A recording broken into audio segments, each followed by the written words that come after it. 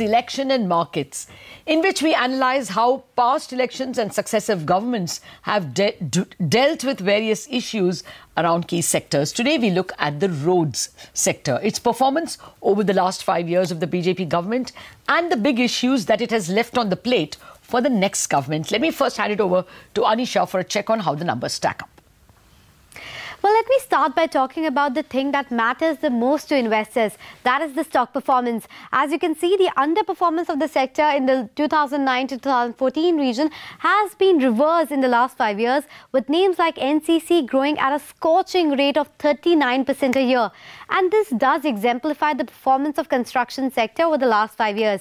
Now, the budgetary outlay for roads increased at an annual rate of 21% during FY15 to 19 and trebled from almost $6.6 billion in FY15 to around $17 billion in FY17. Now, this increased outlay led to the success in EPC awards in the initial 2 to 3 years, and that really allowed the construction companies to strengthen their beleaguered balance sheets and later participate in the PPP models like hybrid annuity, etc. Now, the highway construction also increased at an annual rate of 23% between FY14 to 18, and that set the stage for the government to set an ambitious target of construction of around 10,000 kilometers of national highways in FY19. In fact, the length of national highways constructed reached around 6,700 kilometers between the first 9 months of this year itself. Now, the pace of highway construction too accelerated from 12 kilometers per day in FY14 to right to 27 kilometers per day that we have seen in FY18 and 19, though it is still much below the government's own target of 40 kilometers a day. However, having said that, what this government did a commendable job with is the acceleration in the pace of roads awards. For example, by in FY14, less than 1,500 kilometers were awarded. In FY18, that number reached a level of around 7,500. The government over the last 5 years announced a lot of policy initiatives like Bharatmala, Sagarmala, etc. to support the road construction. The progress on the same, however, has been a tad bit slow compared to the tall targets. Now, Bharatmala 1, for example, the flagship policy of this government for road sector, entailed a spend of around 5.35 lakh on 34,800 kilometers of roads over the 5 years. However, as of September 18, only 270 kilometers were awarded versus the ask rate of 8,100 kilometers in FY19. So overall, while the government focus on infrastructure improvement was very evident in the first 3 to 4 years with nimble policy changes, easier arbitration, etc., issues like land acquisitions, delay in appointment dates, as well as the overall lack of funding really limited the performance in FY19, and the pace of awards has slowed down quite a bit, and that is the reason they had to scale down the initial guidance as well. Going forward, for any meaningful leg up in the sector, the companies would not only need the support from the central and the state governments, but it is also pertinent that the confidence of the banking sector comes back, because that has been one of the issues as well. Back to you. Thank you very much, Anisha, for that very neat summary. Rohan Suryavanshi of Dilip Buildcon, Jayesh Desai, the infrastructure expert, and Praveen Sood, former Group CFO at HCC with us. Jayesh, let me begin with you.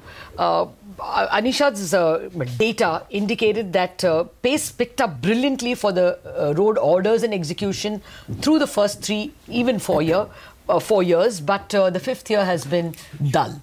You agree? I think it has been dull. 2017-18 was in many ways a stellar year. You got a lot of hybrid annuity projects, 100 plus hybrid annuity projects awarded in that 15-month period.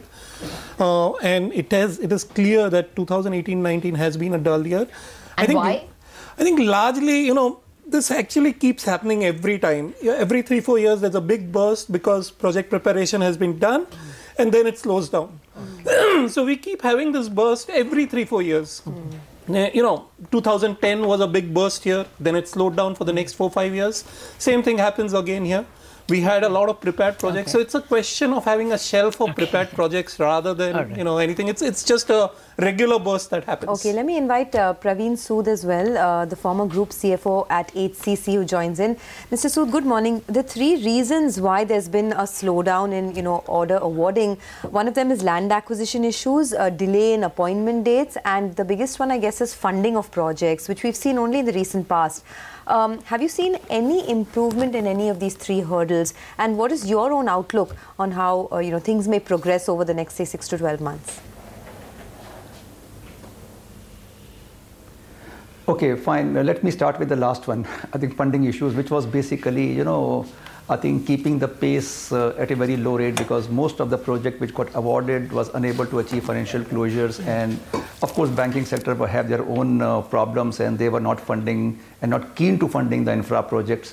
But now things are changing. If you look at the last data of the last maybe say 4 or 5 months, you will find there is basically a credit given to this sector has improved drastically. In fact, almost 10% increase in being seen in the last 4 months if you look at. So I think now bankers are coming back because they have got their issues sorted out to a large extent. Some merger happened, some funding from government has happened. So basically, if you look at most of the financial woes of the construction sector are now getting over.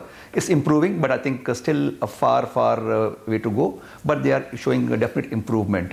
And then coming back to the earlier two issues, there's a major issue regarding this appointed date, basically, because what is happening is that land acquisition continues to be a big problem, and being in the election year, I think you can't go wholehearted and then grab the land or maybe take the land as and when you want. I think this issue is also having problem, and some regulatory issue regarding forest clearances, approvals and all those things are basically slowing down the pace. But having said that, I think there has been a commendable improvement into the road sector in the last 4 years. If you look at the total projects under implementation, large projects under implementation in the entire sector, out of 1,300 large projects under implementation, 543 are mainly of the road sector. And they have basically shown a very little cost overrun or the time overrun. Okay. That's good. That's very important indeed. Rohan, would you agree funding issues not a problem? Not too much money stuck, or is that still an issue, arbitration and all the stuck money? So the funding issue, as has been rightly pointed out by Praveenji as well, there was an issue, and primarily the issue was because, number one, the number of projects that came out were a lot.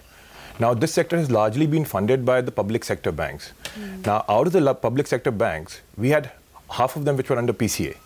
And the largest lender, SBI, had stayed away from the HAM modeling. So obviously, you had this crunch of finances for all companies. There was limited funds to go around for the number of projects that had gone.